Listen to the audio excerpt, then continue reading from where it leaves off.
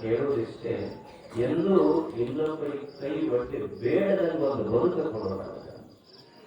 ದುಡಿದೊಳಗ ಮನುಷ್ಯ ನೀವು ನೋಡ್ರಿ, ಈ ಸೃಷ್ಟಿ ನಿಸರ್ಗ ಎಷ್ಟು ದೊಡ್ಡದಿರ್ತಾನ ದೇವರು ಅಂದ್ರ, ಕಾಲಿಲ್ಲದ ವೃಕ್ಷ ದೇವರು ನೋಡಿಲ್ಲ ಎಷ್ಟು ಮಂದಿ. ಕೈ ಇಲ್ಲದ ವೃಕ್ಷ, ಕಿವಿ ಇಲ್ಲದ ವೃಕ್ಷ, ಕಣ್ಣಿಲ್ಲದ ವೃಕ್ಷ, ಬಾಯಿ ಇಲ್ಲದ ವೃಕ್ಷ, ತಿಳಿ ಇಲ್ಲದಂತೂ ಬಹಳ ಮಂದಿ ಹುಟ್ಟಿವಿ, ಪ್ರಶ್ನೆನೇ ಇಲ್ಲ. ಆಶ್ಚರ್ಯ, ಶಿವನ ಸೃಷ್ಟಿಯ ರಹಸ್ಯ ಎಷ್ಟು ಮಜಾ ಅಂದ್ರ, ಕಾಲಿಲ್ಲದವರ ವೃಕ್ಷ, ಕೈ ಇಲ್ಲದ ವೃಕ್ಷ, ಕಣ್ಣಿಲ್ಲದ ವೃಕ್ಷ, ಕಿವಿ ಇಲ್ಲದ ವೃಕ್ಷ, ಬಾಯಿ ಇಲ್ಲದ ವೃಕ್ಷ, ಅದ್ರ ಹೊಟ್ಟಿಲ್ಲದ ಒಬ್ಬರ ಹುಟ್ಟೇನೆ ಭೂಮಿ ಮೇಲೆ ಇಲ್ಲ. ಅಂದ್ರೆ ಶಿವನ ಸೃಷ್ಟಿಯ ರಹಸ್ಯ ಏನು ಅಂದ್ರ, ಕಾಲ, ಕೈ, ಕಣ್ಣ, ಕಿವಿ ಇರ್ಲಿ ಬಿಡ್ಲಿ, ನೀನು ಭಕ್ತಿ ಇಟ್ಟ ಹುಟ್ಟಿಸ್ತೇನೆ. ಯಾಕಂದ್ರೆ ನೀನು ದುಡದ ಬದುಕಬೇಕು ಅಂತ ದೇವರು ಹೇಳಿದ. ನೀನು ಜೀವನ ತಿರಬೇಕಾದ್ರೆ ದುಡದ ಇರಬೇಕು ಅಂತ, ದುಡಿಯುವುದನ್ನ ಕಲಿಯುವುದು. You use it, otherwise you will lose it. ದೇವರಿಗೊಂದು ದೇಹ ಕೊಟ್ಟಾಗ, ಎದಕ್ಕೆ ಕೊಟ್ಟಾಗ ಅಂದ್ರೆ ದುಡಿದು ಬದುಕಬೇಕು ಮನುಷ್ಯ. ಕೈ ಕೊಟ್ಟಿದ್ದು, ಕಾಲು ಕೊಟ್ಟಿದ್ದು, ಕಣ್ಣು ಕೊಟ್ಟಿದ್ದು, ದುಡಿದು ಬದುಕುವುದಷ್ಟೇ. ಈ ಬೊಗಲಿ ಆಡಿಸ್ತೀವಿ, ಹುಡುಗರು ಬೊಗಲಿ ಆಟ ಆಡ್ತೀವಿ.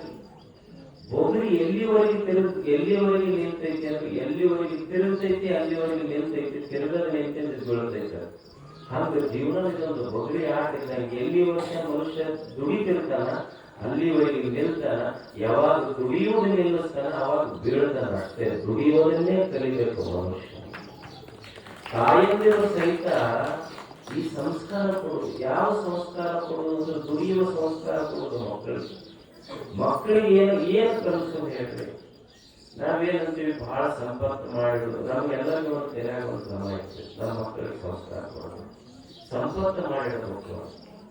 ಸಂಪತ್ತಿಗಿಂತ ದೊಡ್ಡದು ಸಂಸ್ಕಾರ. ಯಾವ ಸಂಸ್ಕಾರ ಕೊಡುವುದು ಅಂದ್ರೆ, ದುಡಿಯುವ ಸಂಸ್ಕಾರ ಕೊಡಬೇಕಲ್ಲ ಮಕ್ಕಳಿಗೆ.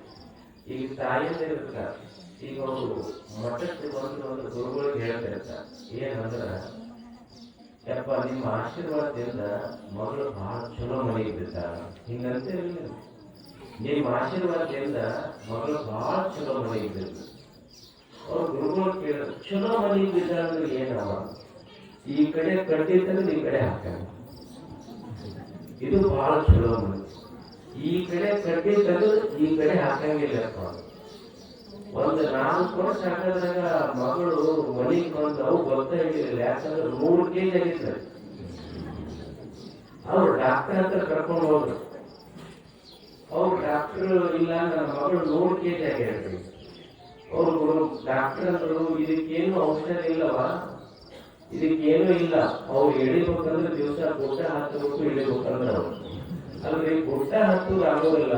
ಅಲ್ಲ, ಮೊದಲ ನೀವು ಕಟ್ಟಿ ತೆಗೆದು ಕಲಿಸಿ ಬಿಟ್ಟಿದ್ರೆ ಇವತ್ತು ಗುಡ್ಡ ಹತ್ತದ ಬರ್ತಿದ್ದಿಲ್ಲ ಮಗಳಿಗೆ.